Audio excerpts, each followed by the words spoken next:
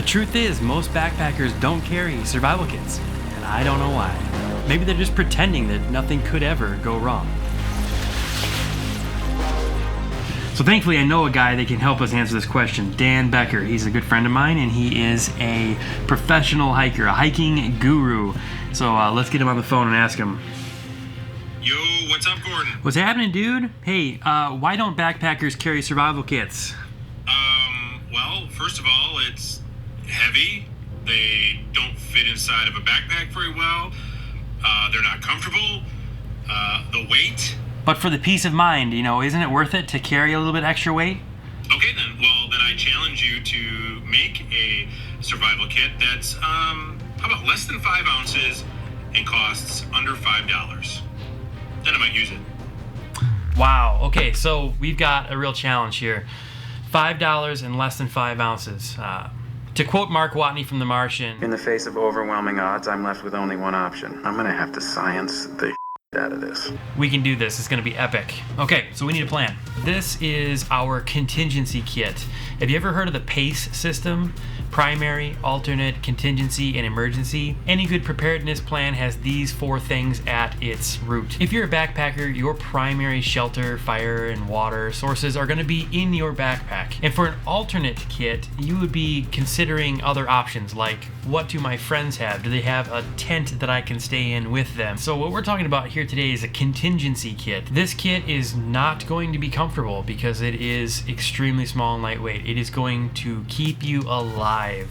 That is its only purpose. We want this thing to be so cheap and so basic that you can forget about it and never be tempted to rob it for chapstick or a knife or something cool that might be in it. You just want to make this and forget about it. Okay, so let's talk about shelter. And shelter is going to come in 2 different parts for this particular kit. So this is an emergency space blanket, thermal blanket. We've all, seen these around. They're less than $1 if you find them in the right place. They are going to tear super easily at this price. They're not made very well. They're not very thick. However, it is going to be adequate for what we're doing here. They're going to keep you warm and potentially keep some moisture off of you. So I want to put one of these in the kit. And they weigh 1.7 ounces. I started looking at like visqueen and drop cloths and painter's drop cloths. This is about the same dimensions of this.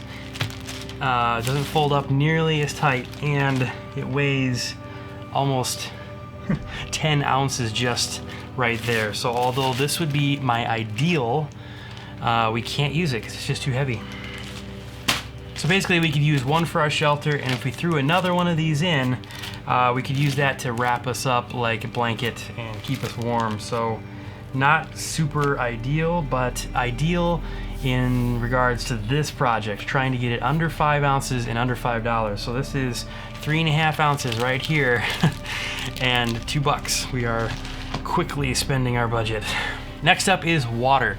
So water is really tough to do as well with this constraint. So what I've settled on is some oven bags. If you haven't heard of oven bags, you can cook stuff in them, I guess. They don't melt super easy. There's like a 200-degree Fahrenheit limit on this, but you could store some water in here. The seams are not very strong, so you have to be sort of gentle with them if you're going to use them. My suggestion is if you're going to incorporate these as part of a bigger kit, take a little bit of Gorilla Tape and wrap some Gorilla Tape over the seams so they don't tear as easily. But you can still put a sizable amount of force into them and they're going to hold up. I like to take 2 of these and put them inside of each other to make them stronger. These are great not only to store water, but also to use as a transpiration bag. And that's, you can wrap that around some leaves on a tree, nice and tight with a rubber band or some cordage, and then use the sun to actually distill water and pull water out of the plants and distill it into the bottom of the bag, and then you can drink it. So we're gonna include 2 oven bags in our kit. The oven bags weigh 0.3 ounces. Not too bad for a storage system. So how do we purify the water? We've got some portable aqua tabs. We have a straw, a lighter, and some of these. All right, so what we're gonna do for this is we're gonna make a little waterproof container out of a drinking straw for these aqua tabs here. Basically, you just wanna take some pliers and pinch off the end, seal it off with a lighter, Now, for every liter of water, it says to use 2 of these tablets and let it sit for 5 minutes. So we're gonna throw as many as we can into this container. And for some reason, I am bleeding. I don't know why I'm bleeding out of my thumb right now, but I am going to take care of that. Okay, so we've got about 10 tablets here. This would be enough to treat 5 liters of water. That would get you through an emergency situation for a couple of days if you had to, depending on the climate. So once you get them all in there, then you want to pinch this off again and just melt the end. So there you go, you have a little waterproof container for all your purification tablets. Let's see how much this weighs. It's less than 1/10 of an ounce. It doesn't even register on my scale. So all in, our water purification and storage system is between 3/10 and 4/10 of an ounce. Not bad. So now let's talk about cordage. Cordage is going to be really important in a survival situation. We have paracord, we have bank line, we have jute twine, and then I got this line here, which is I think about 1 millimeter thick and is a 100-pound test, so it's really strong. So as far as weight goes, your standard paracord is cool because it's got all these strands on the inside that you could take advantage of, but the downside is it's 0.9 ounces, so 9/10 of an ounce, and that's pretty heavy for our application. So next up is the bank line, number 35 bank line. This is really strong. It's great for bushcraft and survival. 6/10 of an ounce, still pretty heavy. We have the jute twine at 0.3, and this really cool 100-pound test line for 1/10 of an ounce. So that's the winner. So all of these are about 20 feet long each.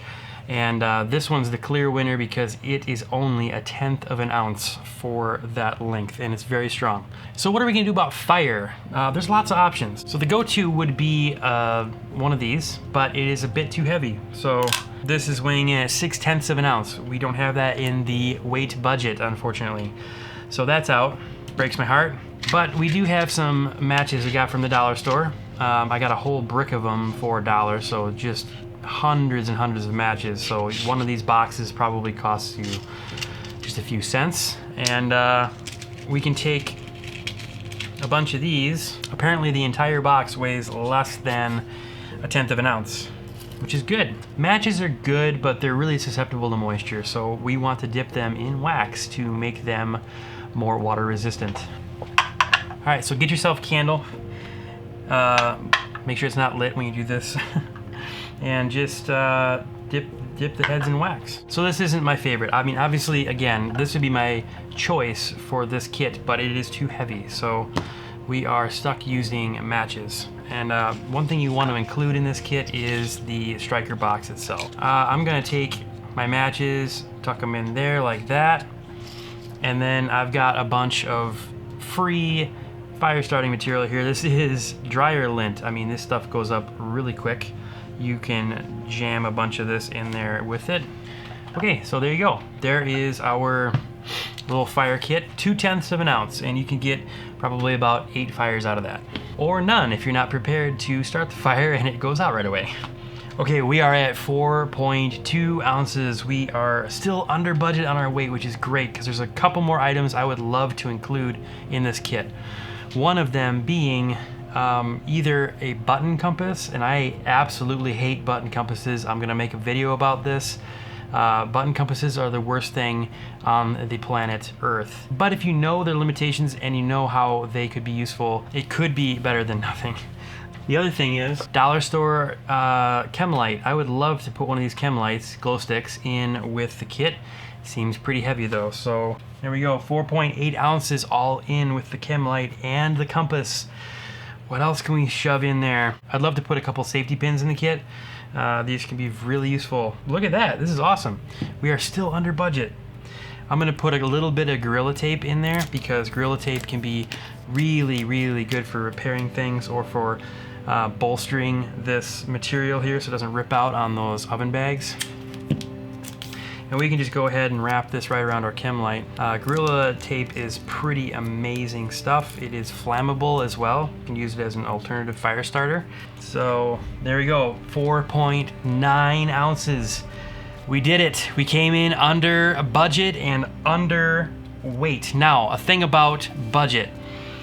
You probably can't go out and buy all this stuff for less than $5 unless you buy it in a little bit of quantity. So these space blankets come in packs of 8 or 10. You know, obviously this line comes in a spool of 100 feet. It's going to cost you more than $1, but this amount of cordage is way less than $1.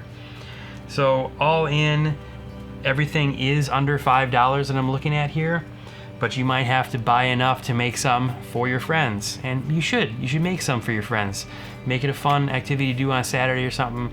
Give them out to your backpacking friends. You never know, it might save their life. So let's pack this thing up and see how small we can get it.